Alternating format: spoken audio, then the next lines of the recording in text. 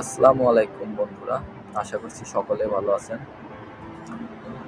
আজকে আরেকটি নতুন ভিডিও নিয়ে আসলাম আপনাদের মাঝে। অনেকদিন পরে visa update, Dubai visa update নিয়ে নতুন একটি ভিডিও। সো সম্পূর্ণ ভিডিওটি দেখতে থাকুন। ভিডিওর মধ্যে অনেক গুরুত্বপূর্ণ আলোচনা থাকবে, সম্পূর্ণ দেখলে বুঝতে পারবেন। সো আপনারা জানেন যে বর্তমান যে ইরান ইসরায়েল যে যুদ্ধ চলছে, সেই যুদ্ধ চলাকালীন অনেক ভিসা প্রবলেম হচ্ছে, অনেক ভিসা জটিলতার মধ্যে দিয়ে যাচ্ছে দুবাই। যারা দুবাই ইনসাইডের মধ্যে আছেন তাদের ভিসাতে অনেক প্রবলেম হচ্ছে, ভিসা হচ্ছে না।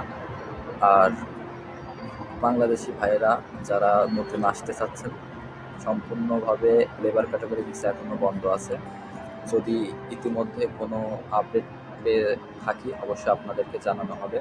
আর যারা অবশ্যই হাই প্রফেশন ভিসাতে আসতে চান, সেটা এখন পর্যন্ত খোলা আছে এবং সেটার জন্য যাদের অরিজিনাল সার্টিফিকেট আছে, ঠিক আছে, যাদের অরিজিনাল সার্টিফিকেট আছে শুধু তারাই আবেদন করতে পারবেন এই হাই প্রফেশন ভিসার জন্য। এবং আমি একটা কথা সবসময় বলি, আপনাদের যাদের নিকটবর্তী আত্মীয় স্বজন দুবাইতে আছে তারা অবশ্যই আসবেন, তারা ট্রাই করতে পারেন। অন্যথায় আপনারা এজেন্সির মাধ্যমে এই ভিসা ট্রাই করবেন না, বিপদে পড়বেন।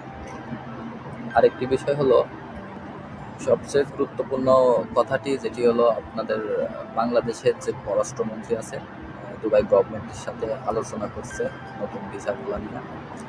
তো অবশ্যই এটা যদি ইরান ইসরায়েলের যুদ্ধ এটা যদি না থাকতো তাহলে হয়তো এতদিনে একটা আশার বাণী শোনা যেত, কিছু একটা শুনতে পারতাম, আমরা সবাই সুখবর পেতাম। কিন্তু বর্তমান যুদ্ধের কারণে এটা আরও পিছিয়ে গেছে, বুঝতে পারছেন ব্যাপারটা।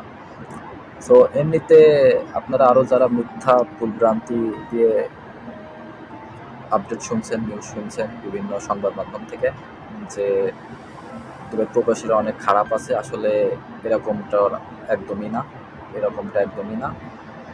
তারা যে যার মতো কাজ করছে, নিঃস্বাধীন মতো বাইরে ঘোরাফেরা করছে। শুধু সমস্যা যেখানে হচ্ছে আর কি, জানেন যে সামরিক ঘাঁটিতে মিসাইল মারছে, সেখানে আর কি যদি তার আশপাশে কোনো মানুষ থাকে তাদের আর কি ক্ষয়ক্ষতি দেখা যাচ্ছে, বিভিন্ন মানুষ নিহত হয়েছে দু একজন। তাছাড়া এমনিতে আদার্স যেসব সাইড আছে সেসব জায়গাতে কোনো সমস্যা নেই। সো আপনারা ভুল ভ্রান্তি দিয়ে মানুষকে হয়রানি করবেন না। অনেকের আত্মীয় স্বজন এখানে আছে, তারা এসব শুনে অনেক কষ্টের মধ্যে দিয়ে যাচ্ছে। সো আজকের ভিডিওটি এ পর্যন্তই। নতুন নতুন আপডেট পেতে হলে আমার সাথেই থাকবেন। আসসালামু আলাইকুম, আল্লাহ হাফিজ।